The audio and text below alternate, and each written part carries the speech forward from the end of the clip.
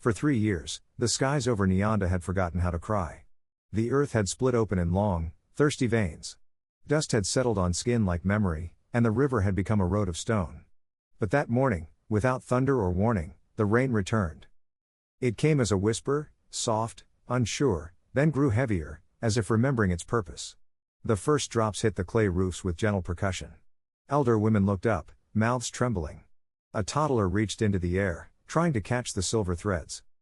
Villagers emerged barefoot into the open, faces lifted toward the clouds. Arms stretched wide. The cracked soil beneath their feet grew dark, drinking with desperate joy. No one spoke. There was only breath, and sky, and the hush of return. As the first light broke across the eastern ridge, Ikumi Hill stirred from its slumber. Fog curled at its feet like incense offered to something divine. The villagers often said the hill had a soul, that it watched, that it remembered. And this morning, it watched again. The dying fig tree that crowned its peak stood like a relic of a forgotten age. Its bark, once rich and coppery, now peeled like old paper. Leaves hung in clusters of brown, refusing to fall.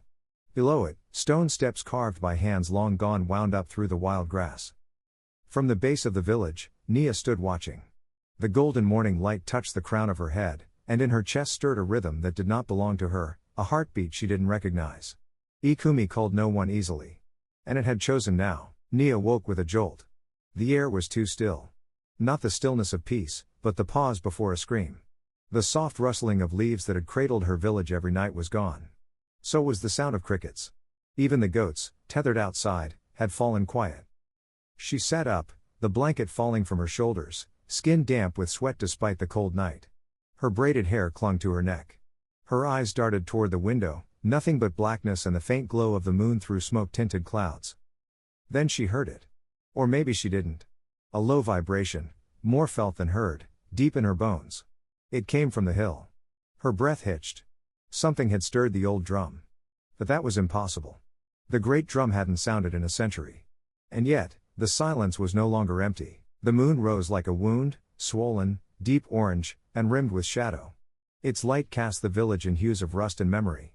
Somewhere above, just below the ancient fig tree, the great drum waited. It had waited for generations. Until now. Then came the sound. It was not loud, nor sharp. It didn't thunder, it resonated, like a story told through stone. One deep, measured beat. And then silence. But the silence was not the same. The leaves on the trees shivered, not from wind but from knowing. Old women stirred in their beds, crossing themselves. Dogs whined. Babies turned in sleep. And Nia, still awake, felt her pulse stutter. The drum had spoken. Not to everyone. But to her. Morning light crawled over Nyanda like a hesitant guest. Doors remained shut longer than usual. Market stalls stayed folded. Mothers whispered to each other while clutching their children tighter. And every eye, every heart, every unspoken word tilted toward Ikumi. The elders gathered beneath the shade of the council tree. Their faces carved from silence. No one dared to speak the word drum, but it hung in the air like ash. Kalama, the oldest among them, spat into the dust. It begins again, he muttered, though no one asked what it meant. Nia walked through the center of it all. Her steps echoed louder than they should have. Some turned away as she passed. Others stared, as if trying to remember a face they thought they'd forgotten. The fear wasn't in the air. It was in the bones of the people. And Nia was the spark they feared might light the match. In her sleep, Nia fell into a place not of this world. The sky above was deep violet, and the stars twisted like they were trying to speak. She stood at the base of Ikumi, the fig tree towering over her, roots bleeding into the earth. Before the great drum knelt a man cloaked in black robes. His face was smooth, featureless, no eyes, no mouth, only the suggestion of sorrow. He turned his head toward her as if he could see.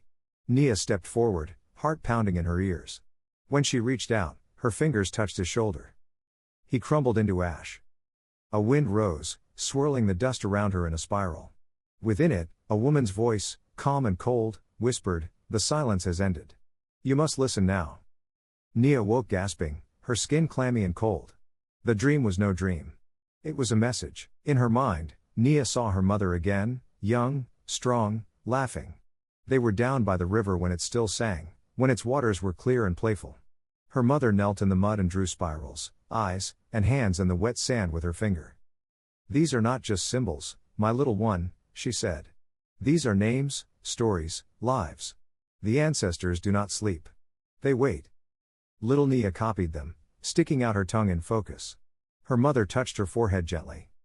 One day, they'll speak through you. Back then, Nia had only giggled. She didn't know the weight of what was being planted. But now, in the silence of the present, she remembered every word. And the symbols had begun to glow in her dreams. The path to Ikumi was overgrown, branches forming archways of green and shadow. Nia's feet sank into wet soil as mist rolled in from the trees. The village disappeared behind her. The world narrowed to breath and heartbeat. She climbed in silence. Her hands brushed bark older than her bloodline.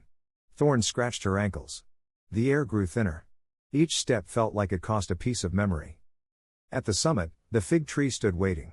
Its limbs stretched into the mist like weary arms. The great drum rested beneath it, still bound in skin and symbol. Time had not claimed it. It had been preserved by fear. Nia approached. The air buzzed around her like insects made of sound. The world held its breath. So did she. The drum was massive, taller than her chest, the hide stretched so tightly it looked like leathered stone. Carvings etched deep into its side looked like scars, angry and beautiful. Vines had grown through its base, holding it like a coffin. Nia reached out. Her fingers hovered. Then touched. The surface was cold at first. Then warm. Then burning. She cried out as the drum pulsed. A thin cut opened on her palm as if it had bit her. Blood slid down her wrist and onto the drum's skin. The drum did not react, but she felt it. A hum. Deep. Ancient. Alive. A wave of force surged through her arm, up her spine, and out her lungs. She was thrown backward, landing hard on her back, the breath knocked from her. The sky above spun. Her ears rang. And the air, something had changed. It wasn't just charged, it was conscious. Around her, the shadows thickened. Not nightfall. Not cloud. Something else. Shapes moved just beyond the edge of sight, flickering like broken memories. The fig tree creaked. Not in the wind, for there was none. It groaned like something old stretching after too long a sleep. Nia sat up, panting. She had touched more than wood. She had awakened something meant to stay buried. That night, the river turned dark. Not muddy, black, thick, and slow-moving. It bubbled at the edges like something rotting beneath the surface. Goats lay down and refused food. Chickens squawked at nothing. The village dogs, once loud, fell utterly silent. The people of Nyanda gathered in hushed circles. They pointed toward the hill. Toward the drum. Toward Nia. She woke it. She touched the silence. She is not one of us anymore. When Nia passed, mothers turned their children away. Doors that once stayed open slammed shut. Even her uncle would not meet her eyes. She had become a ghost of the living. Nia returned to the place she feared most, her childhood home. The roof sagged. The windows were covered in dust. But the earth called to her. At night, by the light of an oil lamp, she dug beneath the floor. The dirt was softer than it should have been. Moist. Loamy. Willing. Her fingers struck pottery. She scraped away more, revealing a clay urn, sealed and wrapped in faded cloth. Spirals had been carved around its belly, spirals she remembered from the riverbank. She pulled it out slowly. The urn vibrated faintly in her grip. Something inside wasn't just stored. It was alive. She broke the seal. The lid hissed as air rushed out, air that hadn't touched the world in decades. Inside, a folded red cloth, brittle with age. Beneath it, a necklace made of ivory beads and copper wire. Small bones, perhaps bird or rat, clattered inside. As she touched the necklace, the world vanished. She saw fire. Not a cooking fire, an angry, raging blaze. Screaming. A woman running through the dark, clutching something close to her chest. A man behind her, face hidden by a mask. And then, darkness. When her eyes opened, her body was cold. But her fingers still clutched the necklace. And it pulsed in her palm like a second heart. The forest beyond Nyanda was called Usiku, the dark place. No one ventured there unless they were mad, cursed, or searching for something lost to time. Nia was all three. Branches twisted into each other like old arguments. Roots reached out like hands. The deeper she walked, the more the forest changed, the light dimmed, the air grew thick, and the silence felt alive. Then came the eyes. Tiny, luminous, hovering in the underbrush. Yellow. Green. Blue. Watching. Blinking in slow rhythm. They made no move, only stared. Nia kept walking. Narrative. The hut looked like it had grown from the ground itself, wrapped in vines, roof slouched like an old man's back. Bones dangled from the eaves, monkey jaws, bird skulls, polished femurs. They clinked softly in the windless air. Smoke curled from the doorway, thick and sweet like burned honey. Inside, darkness. And then, a voice. "You've brought the drum with you." Mukuru stood beside the fire, eyes milky white. He hadn't looked at her, yet he saw her. The walls were lined with jars, ashes, roots, powders of ochre and black. Symbols covered every surface. The air pulsed with knowing. The fire burned blue as Mukuru drew a circle around her with powdered root and crushed bone. She sat in the center, cross-legged, mask in her lap, necklace at her throat. He began to chant. His voice was not loud. But the walls vibrated. The smoke thickened. It climbed in slow, deliberate spirals. He handed her a blade made from obsidian. Without hesitation, she pressed it into her palm. Blood welled, then dripped onto 3 river stones. They hissed. The smoke turned gray, then red, then deep violet. It began to form shapes, faces, fingers, eyes. A rumble echoed across the sky, not thunder, but memory. Above the hut, the clouds cracked open in silence. Down through a golden slit descended figures of light. They hovered, radiant but indistinct. Not ghosts. Not gods. Something in between. Nia gasped as they passed through her. Images slammed into her mind, births, betrayals, dances, deaths. 1,000 lives pressed against her soul, each whispering without words. She sobbed. The ancestors had not abandoned Nyanda.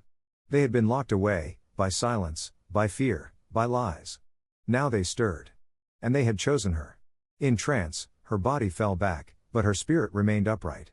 In her vision, she stood beside her mother, Akele, dressed in ceremonial red, face painted in grief. They were in the forest, standing before the great drum. A man emerged from the shadows. His face masked in iron and bone. A lover. A traitor. A secret. They embraced. Then argued. Then he took something from her, the drum's name. The village's truth. He buried it with a kiss. A sharp pain ran through Nia's chest. When she awoke, the necklace from the urn was around her neck again. Glowing. Knowing. Mukuru crouched beside her. His voice was softer now. You carry what your mother could not. You are the name bearer, child. The keeper of what was erased. The anchor of the lost. He showed her a scroll. Burned, but intact. Dozens of names in faded ink. Ancestors. Victims. Witnesses. Forgotten by design. They wait to be spoken. That is how they return. Not through drums or blood. Through names. Nia clutched the scroll. It pulsed like a heartbeat. She didn't ask for this legacy. But it had chosen her. Nia stood once more atop Ikumi, drumskin in her hands, blood still drying on her wrist. Around her, the air shimmered. Then, light. A sharp golden crack tore across the sky. Not lightning, but opening. The fig tree bloomed instantly, violently, leaves exploding in green, bark splitting, branches stretching upward like praise. The drum pulsed brighter than fire. The earth beneath her feet shuddered, like lungs inhaling for the first time in generations. The world was not ending. It was restarting. The elders gathered beneath the banyan, eyes wide, sweat gleaming on old brows. The drum must be destroyed, Kalama shouted. It brings back what we buried. But as he spoke, the trees, every tree, began to bend. Slowly. Deliberately. All toward Ikumi. Birds flew in spirals overhead. The ground cracked in thin, branching lines. And still the elders hesitated. They had feared the return of truth. But now, truth had a name. And she was walking toward them. Her feet were bare. Dust clung to her ankles. But her eyes were fire. Nia stepped into the village square.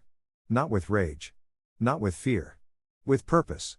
In her hands, the drumskin pulsed faintly, a steady glow like breath. She wore no robe. No crown. Only the necklace and her truth. People parted. Some bowed their heads. Others turned away. But none stopped her. She stood before the fig tree that now bloomed in full. The village held its breath. She raised the drumskin, held it to her chest, and struck it once. One beat.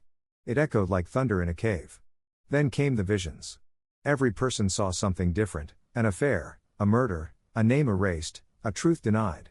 Mothers saw daughters. Men saw shame. Children saw history. Gasps. Cries. Then silence. The heavy kind, after a wound is finally uncovered. No one looked at Nia the same. She had become the mirror they had long avoided. It began as a breeze. Then a mist. Then rain. True, clean, blessed rain. Children screamed and ran into the square. Elders fell to their knees. Women lifted babies to the sky. The earth drank greedily, and the fig tree glistened. From the distance came a sound no one had heard in years, the river, flowing again, singing its old lullaby. Nyanda had not been forgiven. It had been remembered. The schoolhouse had been silent for years, dust on the floor, books rotting in corners, windows cracked from storms long past. But Nia returned with a broom in one hand and the drumskin in the other. She swept the earth floor. Repaired the broken shutters. Then hung the drumskin high on the wall, not as a weapon, but as a witness. Children arrived slowly at first. 1. Then 2. Then a dozen. They sat cross-legged on mats, eyes wide, mouths open in awe. Nia opened her mother's old storybook. She did not read from it. She spoke from memory, stories of rivers and roots, of courage and curses, of names once erased but now reclaimed. And the drumskin watched. The drum no longer pulsed beneath her touch. Its power had done its work. Now it rested, still, sacred, and whole. The wall behind it bore new paint, spirals, eyes, stars, leaves, symbols drawn by children with coal and fingers. Vines crept in through the windows and tangled gently around the edges, as if offering protection. It had once been feared. Now, it was honored. A girl touched it one day and whispered, "My grandmother's name is in there." And Nia smiled, because she knew it was true. The hut still stood, barely. Cracks in the walls. A roof that sagged. But it had held her mother. It had held memory. Nia entered with her hands ready. She swept years of dust from the floor. Repaired the broken clay. Painted the door a rich, earthy red. In the center of the room, she placed a woven mat. On it, a candle. A small stool. A photo of her mother, young, eyes fierce and soft at once. She lit the candle. "We are home now," she whispered. And this time, she knew the house heard her. The fig tree had never looked so full, its branches stretched proudly, heavy with leaves and laughter. Children chased each other around its trunk, drawing symbols in the dirt with sticks, yelling the names of ancestors as if playing a sacred game. Mothers sat nearby, pounding yams and singing songs once lost to silence. Their voices braided with the wind. Prayer cloths fluttered from the branches, red for healing, blue for truth, yellow for return. They danced with every breeze. The village was no longer still. It was alive. It had rhythm. And Nia watched, heart full, knowing this was what her mother had always hoped for. Sunset kissed the village in gold and rose. The fig tree shimmered in the dying light, its leaves catching fire without burning. From every hut came the sound of drums. Not war drums. Not death drums. Living drums. Memory drums. Drums that sang. Children danced barefoot in circles. Elders tapped their feet. And above it all, Nia stood beneath the tree, eyes toward the sky, arms loose at her sides. She did not speak. She didn't need to. The village had a voice again. And it would echo, through roots, through rivers, through generations not yet born. The silence was gone. And in its place, a new story had begun.